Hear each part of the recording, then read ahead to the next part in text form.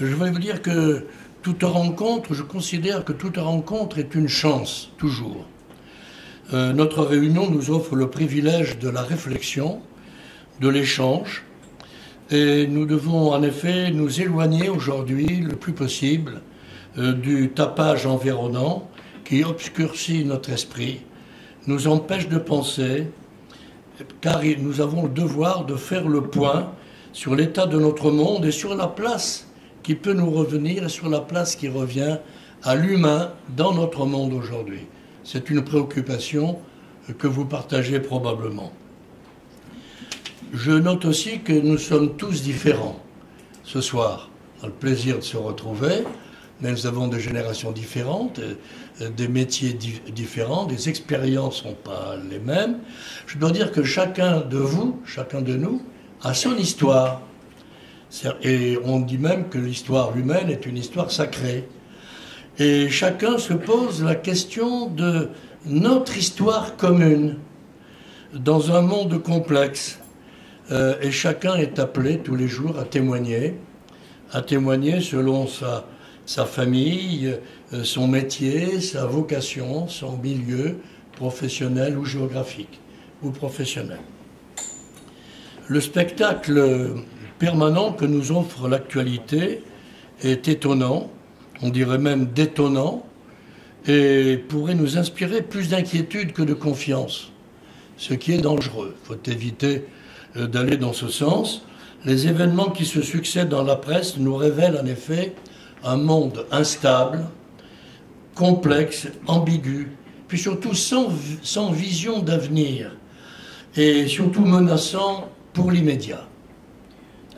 Mais nous devons regarder ce monde sans angoisse, bien sûr, et en nous efforçant de cultiver l'espoir, car les générations qui nous ont précédés ont aussi connu et surmonté de rudes épreuves. On l'oublie aujourd'hui, on pleure sur notre sort, mais ceux qui nous ont précédés ont aussi connu l'incertitude, l'épreuve, la mort, le danger. En effet, on dit que l'arbre qui tombe fait plus de bruit que la forêt qui pousse. Et nous en sommes là aujourd'hui. On ne voit que ce qui s'écroule, ce qui change, ce qui est abandonné, et on ne voit pas ce qui pousse derrière, heureusement. La création du monde se fait dans le silence, ce que nous n'avons plus avec le tapage médiatique, comme la gestation d'un enfant, il faut du temps. Alors peut-être assistons-nous aujourd'hui à l'émergence d'un monde différent auquel nous devons nous adapter, mais ne pas nous adapter sans perdre notre âme. Je crois que c'est l'enjeu qui s'impose à nous aujourd'hui.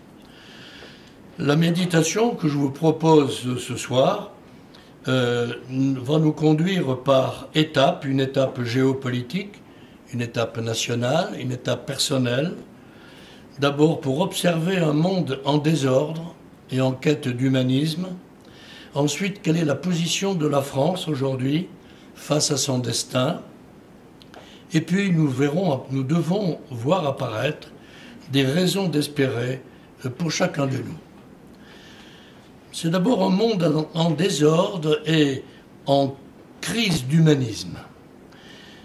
Il est bon à ce sujet, je voudrais commencer par là, il est bon d'avoir des souvenirs, je le disais tout à l'heure, savoir d'où nous venons, car c'est le meilleur moyen d'avoir de l'espoir. Nous avons connu, et notre génération, mais les précédentes, subi la guerre, mais avec des valeurs qui permettaient peut-être de surmonter plus facilement l'épreuve. Je dois dire, j'ai l'impression, je ne voudrais pas m'y attarder, mais qu'aujourd'hui, ce monde est malade de sécheresse intellectuelle, de sécheresse morale, de sécheresse civique. C'est ce que je ressens, après avoir bien tourné dans tous les coins de France. J'ai bien vu cette évolution qui s'accentue.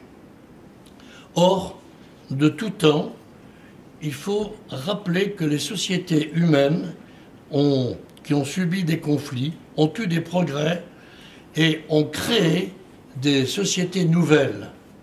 Nous sommes, nous, de modestes maillons dans une longue chaîne de générations qui ont laissé la marque de leur action, de leur effort, de leur réussite.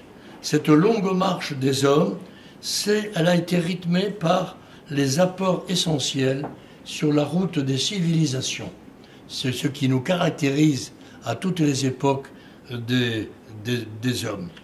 En effet, je citerai simplement, nos lointains cousins de la préhistoire nous ont donné des leçons de vie, telles que le respect de la nature, l'union de la famille autour du foyer, protecteur, le rituel sacré des morts, et même le sens de la beauté, gratuite, mise en valeur par l'art dessiné sur la paroi des cavernes. L'Égypte pharaonique nous a laissé l'agriculture, la médecine, le mystère de l'architecture des pyramides. La Chine ancienne nous a rendus héritiers de l'administration, des mandarins, du rôle essentiel des lettrés, du respect de la voix, c'est-à-dire du destin, qui garantit la réussite de chacun, ainsi que la pratique de la sobriété, de l'équilibre intérieur. L'Antiquité, c'est notre jardin de prédilection. Les sages de la philosophie grecque nous ont transmis les fondements de la démocratie politique avec Périclès, qui a inventé cette démocratie, mais surtout l'exceptionnelle civilisation de l'esprit, ainsi que l'art de vivre en paix, témoigné par Socrate, Platon, Aristote. Au cours de 10 siècles de domination du monde méditerranéen, Rome, qui nous a formés particulièrement dans notre région, a illustré la maîtrise de l'État, la citoyenneté, la rigueur du droit écrit, ainsi que le rayonnement de la Pax Romana et de la ville prestigieuse devenue le siège de l'empire de la Mare Nostrum, notre Méditerranée. Mais l'histoire nous a appris aussi que les civilisations naissent certes de l'intelligence des hommes, mais peuvent mourir et sont mortes de la vulgarité, de la violence, de l'immoralité, qui conduisent à la rupture des principes fondateurs d'une société. C'est quand ces principes disparaissent que la société elle-même est appelée à péricliter. En effet, un mouvement de houle soulève l'humanité depuis toujours, la faisant osciller entre la guerre et la paix. Les événements ne sont que l'écume en surface de ce mouvement de fond. Tantôt, l'action bienfaisante aboutit au bien commun et à la paix. Tantôt, un haut fond de tempête fait surgir des querelles et des nouveaux combats. Toutes les périodes ont été traversées par des courants opposés. Ainsi, l'homme de bien de l'Antiquité, belle définition de Confucius en particulier, l'homme de bien, le chevalier du Moyen-Âge, l'honnête homme du XVIIe siècle, ont réussi à émerger au milieu des conflits et des turbulences. La brutalité ambiante a fait place à des éclaircies d'apaisement avec les progrès de la civilisation et de la spiritualité.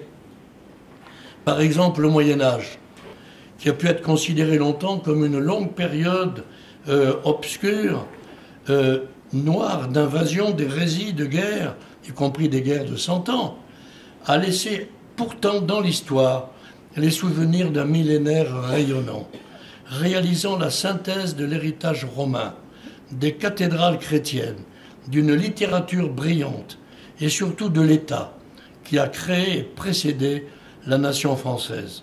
Plus tard, au XVIIIe siècle, la philosophie des Lumières a procuré une nouvelle noblesse à la société pour orienter la vie politique par la force de la pensée et de l'intelligence. Malheureusement, la mort a continué à faire son œuvre. Le XXe siècle a donné naissance à des idéologies diaboliques. Nazisme avec les ghettos, le goulag, la Shoah, qui ont été vaincus par la victoire des Alliés en 1945, malheureusement prolongés par le goulag soviétique, et enfin enrayés par la mise en place de l'Organisation des Nations Unies pour préserver et consolider les efforts de paix. À leur tour, les pays européens ont été entraînés par des hommes politiques, imprégnés de l'esprit de concorde et éclairés par des convictions chrétiennes, en vue de construire une Europe de la réconciliation et de la paix. Robert Schuman, Alcide de Gasperi, Konrad Adenauer, inspirateur du traité de Rome en 1957, puis Charles de Gaulle, ont ouvert la voie à l'Union européenne qui doit aujourd'hui lutter à son tour pour ne pas trahir ses origines gréco-romaines et judéo-chrétiennes qu'elle oublie et dont elle paie le prix aujourd'hui même. Hélas, après, on a cru trouver une solution pour la paix. C'était le partage du monde lors de l'accord de Yalta en 1945. Cet accord a inventé l'originale et hypocrite formule de la guerre froide, c'est une guerre permanente, séparant par un tragique rideau de fer les deux mondes de l'Est soviétique et de l'Ouest atlantique. Alors une nouvelle et favorable vague de fond a permis à des esprits courageux, tels que Solzhenitsyn, Gorbatchev, de soulever la liberté des peuples, en provoquant la chute du mur de Berlin en 1989. Contrairement à l'espoir, ce ne fut pas la fin d'une histoire tragique, hélas, mais au contraire la reprise de crise, annonçant pour aujourd'hui un nouveau dérèglement de notre monde. Et en 2001, le 11 septembre, le terrorisme a renversé les tours jumelles de New York. Voilà, c'est une vision panoramique de l'histoire des hommes, si on veut comprendre ce que nous sommes et ce que nous faisons aujourd'hui. Ça nous inspire quelques questions. Qu'allons-nous transmettre à nos successeurs? Est-ce l'incertitude, la perte de repères, le brouillard qui nous entoure? Nous ressemblons, vous savez, peut-être à Diogène, ce philosophe grec qui avançait dans la pénombre avec la seule lumière de la lanterne qu'il portait lui-même, en proclamant « Je cherche un homme ». C'est la question essentielle. Quelle civilisation vivons-nous? Quelle civilisation voulons-nous? L'humanité, en effet, depuis quelques décennies, semble avoir perdu la foi en l'au-delà, en Dieu, mais tout autant, ce qui est plus grave, dans l'homme. Alors il faut parler maintenant du dérèglement du concert des nations. Ce terme de concert des nations ne correspond plus à grand-chose depuis longtemps. L'ordre du monde est plus proche du chaos que du concert aujourd'hui. Et la menace d'un krach financier paraît proche. L'architecture est nouvelle. C'est l'image d'un monde fragmenté. De nombreux foyers de guerre ne demandent qu'à exploser. Des phénomènes perturbateurs alimentent et excitent les menaces. C'est la même règle du jeu qui s'applique, celle du rapport de force entre États jaloux et concurrents, et comme toujours, au détriment des peuples mis de côté et auxquels on ne demande pas leur avis. Fragmentation du monde, le système des blocs multipolaires entre l'Ouest et l'Est, entre l'Occident, l'Orient, fait place aujourd'hui à la volonté de puissance. Cette organisation internationale n'est plus stabilisée, elle apparaît improvisée ou même irrationnelle de la part des grandes puissances. Aujourd'hui même, à l'Assemblée générale de l'Organisation des Nations Unies, se rassemblent près de 180 chefs d'État qui, les uns après les autres, vont exprimer leurs recettes pour maintenir la paix, alors que la plupart continuent à susciter les menaces de guerre. Les grands acteurs ne bénéficient plus d'une prédominance incontestée, comme on l'avait connu après notre deuxième guerre, avec des hommes exceptionnels et qui avaient le sens de l'intérêt général et qui savaient s'oublier eux-mêmes. Mais aujourd'hui, les États-Unis ont retrouvé leur isolationnisme traditionnel. Ils restent la seule superpuissance, mais affaiblie de l'extérieur et de l'intérieur. La Chine poursuit son ambition d'occuper une place de plus en plus forte parmi les nations. dans le domaine économique, financier, technologique. La courroie de transmission du Parti communiste s'efforce de préserver l'unité de l'empire chinois pour éviter qu'il explose. Et en même temps pour rechercher une maîtrise de l'ouverture à l'économie de marché, tout en étant dans une société socialiste. La Russie est une puissance en recomposition, sous l'impulsion d'un tsar appuyé sur le peuple et sur la religion orthodoxe, avec la volonté de reprendre sa place sur les relations internationales en faisant valoir son appartenance à l'ensemble de l'Eurasie, puisque la Russie est à la fois européenne et asiatique. Par ailleurs, le monde arabe, profondément divisé, est traversé par la nouvelle et traditionnelle conquête islamique. L'Amérique latine, très contrastée, est en recherche d'équilibre politique, économique et démocratique. Le continent africain, qui subit les violences des dictatures et de la misère, est partagé entre une forte poussée démographique qui va l'amener à être un continent millionnaire à l'égard comme la Chine ou l'Inde, et avec un potentiel prometteur de développement malheureusement en friche. La plupart des régions du monde, on assiste aujourd'hui à une recherche d'identité des peuples qui sont perdus dans ce tintamarre et cette concurrence redoutable. Alors il devient dès lors impossible de remettre en perspective les politiques internationales, comme on avait pu les connaître après la Deuxième Guerre mondiale, au cours de la guerre froide, avec la force de cette nouvelle Europe. Et voilà qu'aujourd'hui, on connaît la crise de l'Union européenne, dont le projet fédéraliste affaibli ne résiste pas à l'incapacité des dirigeants d'élaborer des stratégies salutaires parce qu'ils ont une obsession financière, politicienne, bureaucratique. Le déséquilibre financier et monétaire est très dangereux en Europe. Il s'ajoute à l'agression de politiques nationalistes et populistes des pays de l'ancienne Europe de l'Est. Il en résulte un risque d'implosion, notamment de la zone euro, après l'épreuve grecque, suivie du Brexit, la Grande-Bretagne aujourd'hui, et maintenant le choc politique en Italie.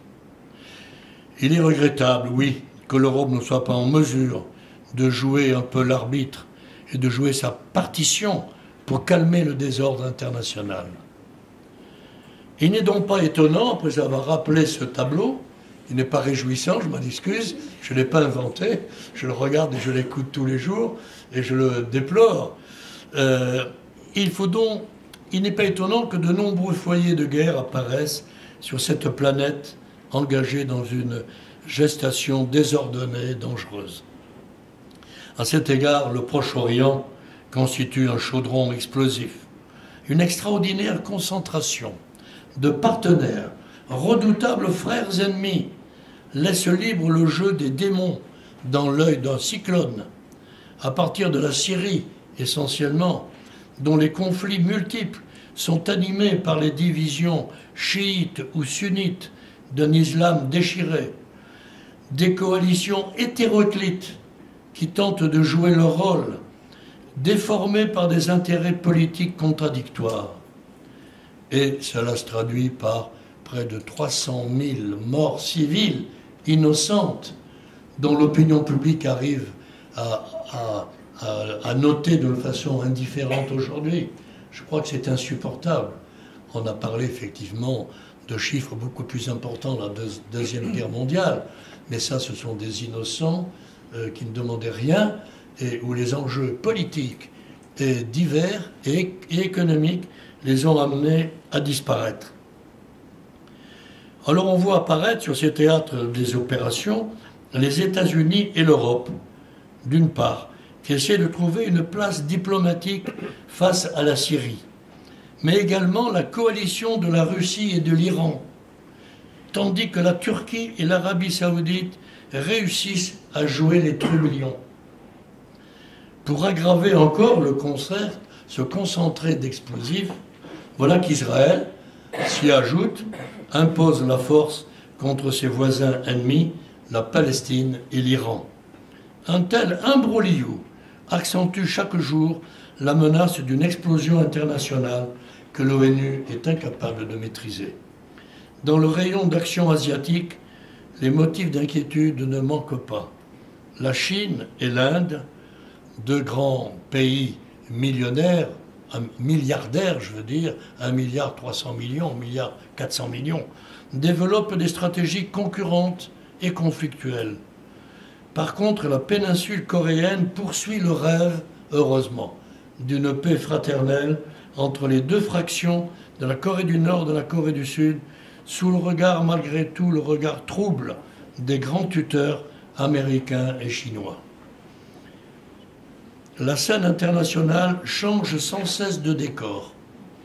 On avait connu le théâtre russo-américain, voilà que maintenant il fait place à la réalité sino-russe. Chine et Russie viennent d'organiser des exercices militaires d'une ampleur exceptionnelle. Tandis que la Chine, elle s'installe en Afrique. Voilà ce système bien complexe. Des phénomènes perturbateurs viennent compliquer les efforts en vue d'une paix inaccessible. Le retour d'un islamisme radical qui alimente une dissidence du djihadisme et qui mène la danse d'un terrorisme sauvage dans le monde entier.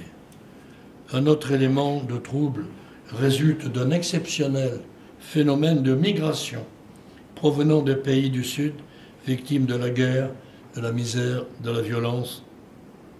Ces populations livrées à elles-mêmes sont livrées aussi à la trahison coupable d'États dictateurs, et également à l'exploitation d'ignobles passeurs.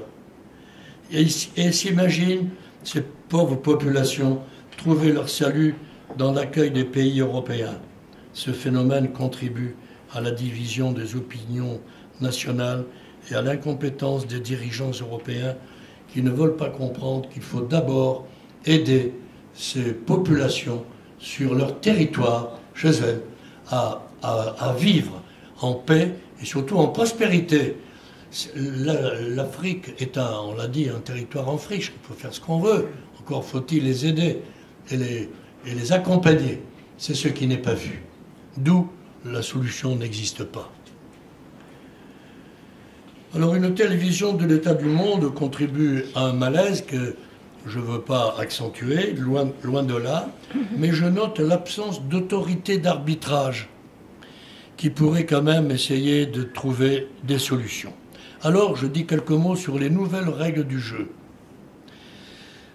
qu'il faut prendre comme elles apparaissent aujourd'hui. Mais elles auraient besoin d'un supplément d'âme qui n'existe pas. On se laisse aveugler par les rapports de force et par le culte de la modernité. Tout ce qui est nouveau est beau, et donc on peut aller dans ce sens.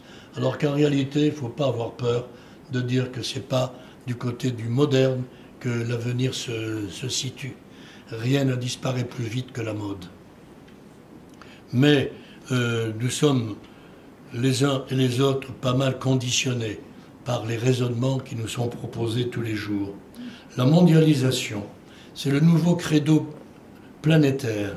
Certes, il y a des avantages, des relations qui sont facilitées aujourd'hui par des moyens modernes, mais qui doivent unir tous les peuples face aux défis. Mais il faut se garder de toute illusion, car la mondialisation, c'est le côté mauvais de la médaille, entretient la concurrence des monnaies, la fraude fiscale, le commerce de la drogue, les méfaits de la mafia, les inégalités, les injustices. Il faut donc combattre les effets malfaisants, tels que la pollution, la délocalisation des PME qui entraînent le chômage. De même, le progrès espéré de la croissance mondiale doit imposer aux dirigeants le devoir de lutter d'abord contre la famine, la misère et l'abandon des populations sinistrées. Sur le plan économique, il faut prendre conscience que la loi du marché et du profit maximum est devenue d'application totale aujourd'hui, et elle rend obligatoire la concurrence des entreprises. Cette liberté de la jungle économique ne doit pas permettre aux plus forts de tuer les plus faibles. La prédominance de l'argent, un capitalisme sauvage, un libéralisme sans limite ne sont pas acceptables, car ces idéologies conduisent les États à la guerre économique dans laquelle nous sommes lancés et financière sans pitié. Je vous rappelle que la crise de 2008 nous a fait trembler, déclenchée par la faute spéculative d'une banque américaine et financière sans pitié. Il fallait gagner le plus d'argent possible, puis elle s'est effondrée, entraînant un désastre mondial pour les entreprises, l'emploi et les familles. Le veau d'or, le roi dollar, ne peut pas être la voie du bonheur des hommes. Il est aberrant que les acteurs responsables sur la scène mondiale se préoccupent davantage de la crise monétaire plutôt que de la paupérisation de nombreuses populations. L'évolution du monde comporte heureusement autant de chances que de menaces, quand même. Quelques dangers continuent à menacer notre planète. L'armement nucléaire, qui appelle un désarmement, notamment en Iran et en Corée du Nord. L'information, par la manipulation politico-médiatique, les flux migratoires. Ces conditions, il faut trouver les conditions favorables, je le disais à l'instant, pour maintenir les populations sur leur propre terre. Heureusement, comme au cours des âges passés, l'intelligence humaine a démontré sa performance dans un progrès authentique qui ne doit pas se limiter au domaine du confort matériel. Nous pouvons être fiers de notre génération qui a mis en place les moyens d'améliorer et d'accélérer les relations de communication, de transport, d'information, grâce à Internet, à l'informatique, à la télécommunication. Sur le plan de la technologie, les progrès d'une nouvelle révolution industrielle apparaissent avec le numérique. Attention, il ne faut pas croire que l'homme serait devenu un nouveau Dieu capable de renouveler la création. La médecine moderne, heureusement, la chirurgie à distance, offre des trésors d'innovation qui vont permettre d'apaiser les souffrances et de remédier aux maladies. Encore faut-il enrayer les nouveaux fléaux qui s'abattent sur les populations, livrées au virus et au comportement de nos mœurs, le sida, l'addiction aux stupéfiants, l'alcool, le tabac, la cyberdélinquance. Sous un autre angle, il est bon de se réjouir que grâce à la construction européenne, la réconciliation entre les peuples, longtemps ennemis, a fait son œuvre pour permettre à nos contemporains, à nous, de vivre depuis presque un petit siècle dans une paix relative qui n'avait jamais existé auparavant. Ainsi, voilà rendus à leurs propres ambitions, à court terme, les dirigeants politiques ne seraient-ils pas tentés à nouveau de reprendre goût au pouvoir et au poison des conflits comme des enfants gâtés? Ces réflexions nous invitent à évaluer les enjeux de notre société, les progrès technologiques qui doivent soutenir la civilisation, nous aider à changer nos mœurs, car il est possible, même en conflit, même dans une période de tempête internationale, de trouver les moyens d'avoir des solutions apaisantes.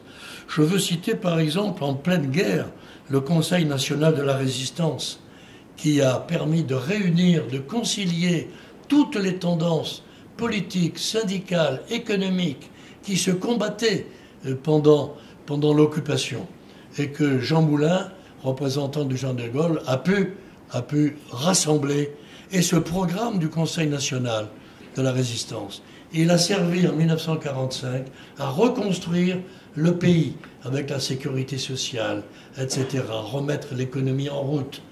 Donc, de même aujourd'hui, on peut dire qu'après près de 70 ans de guerre de Corée, en 1950, voilà qu'un rapprochement inattendu paraît s'opérer au sein de la famille coréenne entre le Nord et le Sud.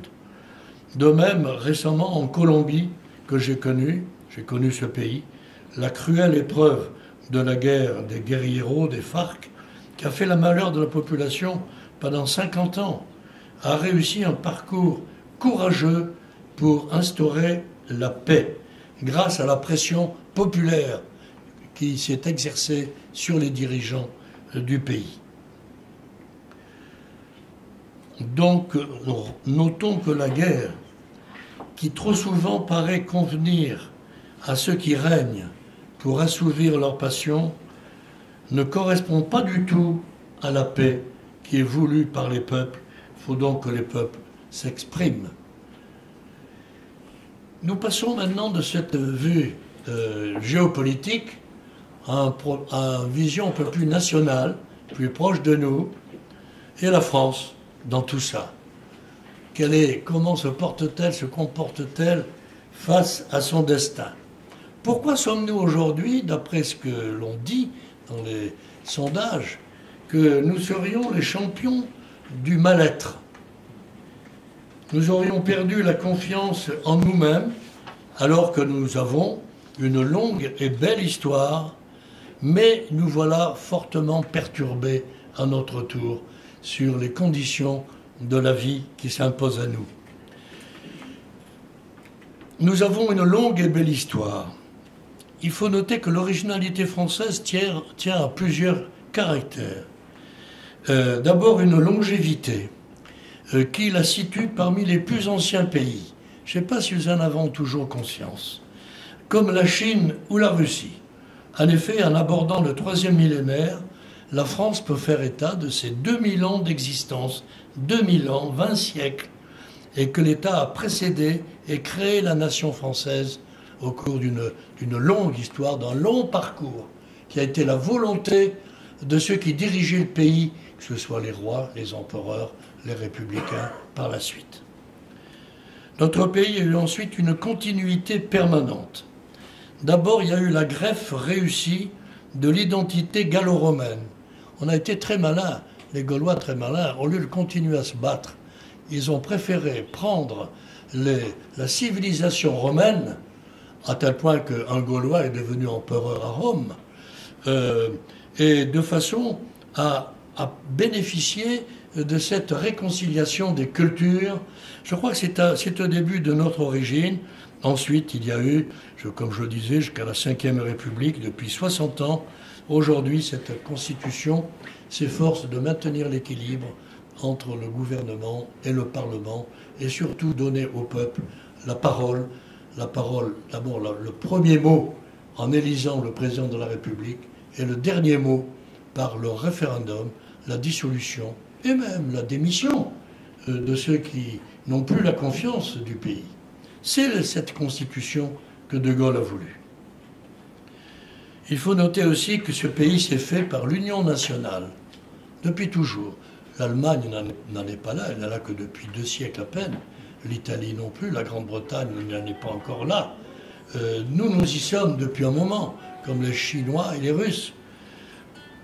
Pourquoi? Parce que nous avons un seul État, une seule nation, un seul territoire, une seule langue. La plupart des pays revendiquent des peuples à l'extérieur de leur territoire, qui parlent une autre langue ou qui partent la leur et qui veulent les récupérer. Ce n'est pas notre cas. Et puis surtout le rayonnement culturel de notre pays.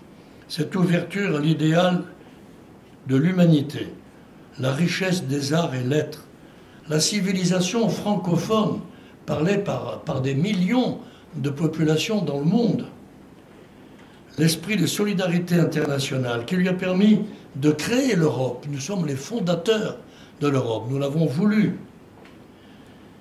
Cette personnalité de la nation française, elle est complexe. Elle est à la fois chevaleresque et puis frondeuse, n'est jamais content.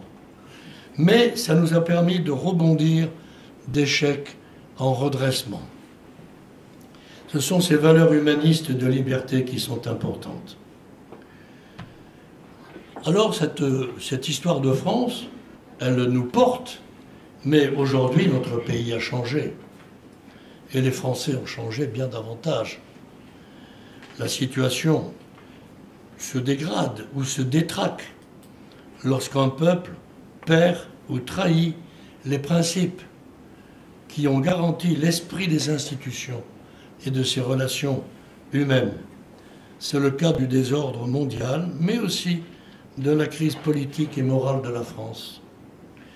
Les changements qui sont intervenus dans l'économie, dans les institutions, dans la société, au cours des 30 dernières années, ça s'est accéléré au cours des 30 dernières années, et ça ne cesse pas de s'accélérer de décade en décade, je dirais.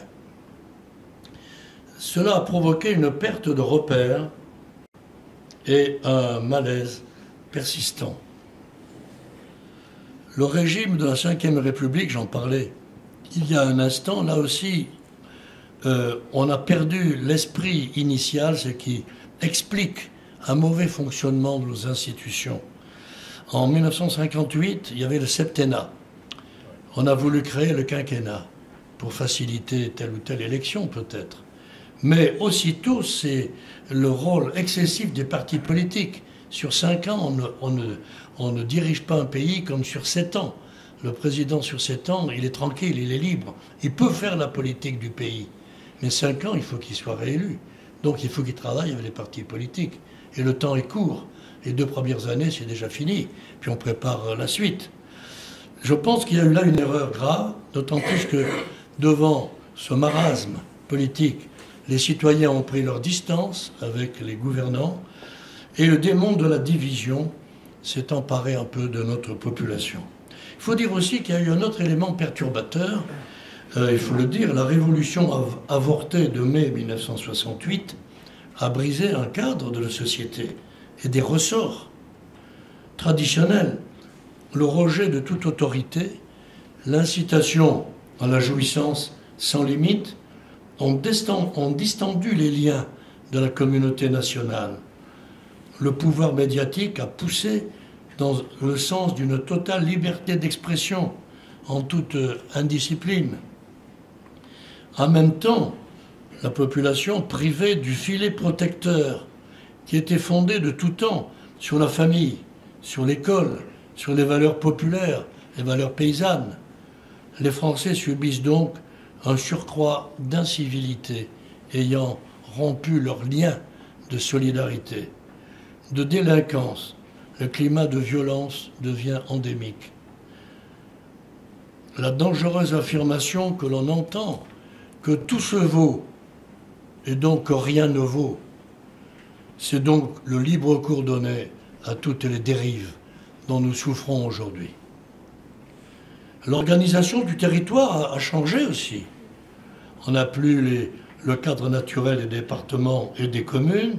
On a choisi les régions et les métropoles dans une décentralisation qui a pu mettre à l'écart l'autorité d'arbitrage de l'État.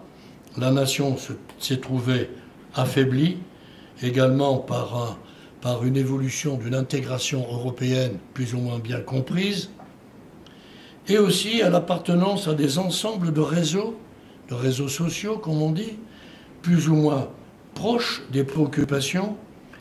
Alors les Français cherchent à se réfugier dans le creuset national, dans leur quartier de ville, dans leur village et dans leur famille, j'espère. Le vieillissement de la population, lié à l'espérance de vie, 3e et 4e âge, a donné quand même un esprit un peu différent à notre nation. Dans le même temps, la jeunesse, et j'en reparlerai, cherche des raisons de vivre et d'agir dans un monde qui tend à privilégier les appétits matérialistes. Et cette jeunesse, elle recherche les bienfaits d'un idéal et de la vie de l'esprit plutôt que le confort matériel. Mais la consommation impose une jouissance mercantiliste du présent, l'individualisme de chacun pour soi. L'économie cherche sa voie. Avant, c'était clair. Il fallait laisser la liberté aux entreprises, mais en même temps un État-providence pour ceux qui n'avaient pas la force et les moyens de se débrouiller seuls. Aujourd'hui, le maintien de l'État-providence est toujours nécessaire, mais il est contesté, et la fuite en avant dans un libéralisme prétend que ce qu'on appelait la main invisible du marché. Adam Smith disait « le marché est dirigé par une main invisible ». Laissez-le faire. Il sait très bien quel est l'intérêt des uns et des autres. On voit aujourd'hui que cela conduit à des gens installés et à des gens paupérisés de plus en plus. Donc cette France, elle risque de connaître une crise existentielle et les institutions connaissent des maladies dont il faut se soigner. La faiblesse de l'autorité de l'État, je l'ai dit, le rôle des partis politiques excessifs qui se repaient du combat de coq que mènent les petits chefs entre un gouvernement de communication et l'ensemble des citoyens qui sont guidés ou déformés par la grosse caisse médiatique. L'immense chantier des réformes a de la peine à évoluer, pourtant indispensable, mais suscite des revendications catégorielles pendant qu'une élite politique s'installe au pouvoir, éloignée des citoyens. Il y a une dégradation morale du pays qu'il faut souligner, non pas pour s'y complaire, mais pour lutter et le dénoncer. Ce sont ces démons traditionnels que nous avons connus depuis toujours dans notre histoire. Et ils sont à l'œuvre aujourd'hui, et efficaces. C'est d'abord le pouvoir qui donne l'ivresse et fait oublier le service. C'est l'argent, corrupteur, qui détruit l'altruisme. C'est l'image médiatique qui donne la griserie diffusée sur les ondes et les écrans, qui aboutit à une communication narcissique, exhibitionniste. La cohésion nationale subit donc des fractures au détriment de l'intérêt général. Il n'y a plus de personnes, mais il y a des catégories sociales qui s'observent, se jalousent. On distingue abondamment aujourd'hui les riches et les pauvres, les actifs et les chômeurs, les salariés et les retraités, les agriculteurs et les fonctionnaires, les gens des villes et le monde rural. Ceux qui ont le savoir et ceux qui ne sont pas en mesure de comprendre le sens de la manœuvre qui leur est imposée. Voilà ce tintamarre est d'un très grand danger, mais Fernand Braudel, certains d'entre vous ont dû en entendre parler, ce philosophe économiste remarquable, redoutait déjà pour la France, au début de ce siècle, redoutait cette tendance à la division. Il disait, attention, en France, la guerre civile repousse comme du chien-dent. On se croit obligé de se combattre entre catégories, dès que l'on n'est pas uni par une nation et des dirigeants dans lesquels on a confiance. Car il disait, attention, le feu peut toujours revenir à la maison. Alors comment réagir, puisqu'il faut réagir, bien, il faut changer d'attitude. Les Français, en effet, doutent moins de la France que de la capacité politique et morale des uns et des autres. En général, d'après les sondages, c'est intéressant à noter, d'après les sondages, les Français se disent en général satisfaits dans la vie familiale et dans la vie sociale, et non dans la vie politique, ce qui est dommage aussi. C'est pourquoi il est primordial et urgent de souligner les valeurs essentielles de la formation par l'école, par l'amour familial, par la solidarité au service d'autrui. Faute de quoi, ça ne pourra jamais fonctionner dans le bon sens. Puis il y a le génie français, qui est toujours là. Ce n'est pas qu'on se croit supérieur aux autres, mais nous avons, disons, des lumières dans notre histoire, et le monde entier l'a reconnu pendant longtemps. Le génie français n'est pas mort. Son témoignage bimillénaire lui confère une responsabilité. Le culte de l'intelligence, c'est le contrepoison de la médiocrité et de la vulgarité. Les étudiants qui sont ici aujourd'hui démontrent par leur présence et leur volonté de se former, de cette capacité à jouer le contrepoison de cette société. Il faut que l'excellence française et humaine, disons, tienne sa place dans le monde, plutôt que la politique des sondages, des indices de popularité. Il faudrait encourager tous à la recherche collective du bien commun, le bien commun. Le bien commun, c'est ce que chacun apporte, dont il ne profite peut-être pas directement, mais dont tous les autres profitent. N'oublions pas, à propos de cette vision nationale, qu'il ne faut pas rétrécir, que malgré les tensions qui opposent les pays, et à l'intérieur, il faut reconnaître que les Chinois, les Russes, les Américains, les Colombiens n'ont pas perdu leur fierté d'appartenance à leur culture respective, dont les Français doivent conserver cet amour de la patrie, mais sous l'angle de la civilisation que la France a portée et qu'elle doit continuer à porter dans le monde. Après le désordre politique international que je regrette d'avoir un peu trop souligné, mais il faut bien voir les choses en face, après l'incertitude du destin français, eh bien il faut sortir du malaise et remonter cette pente, s'y accrocher. Il y a des raisons d'espérer pour chacun de nous et pour tous. Chacun de nous est appelé à devenir ce qu'il est.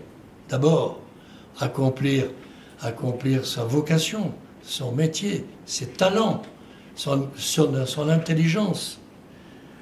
Il ne faut pas qu'il soit la victime de son malaise, mais il faut que le Français devienne le témoin d'une espérance nouvelle.